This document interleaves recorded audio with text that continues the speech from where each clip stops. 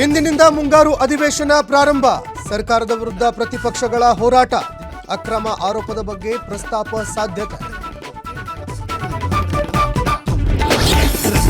MUDA site ಹಂಚಿಕೆಯಲ್ಲಿ ಹಗರಣ ಆರೋಪ. ನ್ಯಾಯಾಂಗ ಸಮಿತಿ ರಚಿಸಿ ಸರ್ಕಾರ ಆದೇಶ. 6 ತಿಂಗಳ ಒಳಗಾಗಿ ವರದಿ ನೀಡುವಂತೆ ಸೂಚನೆ.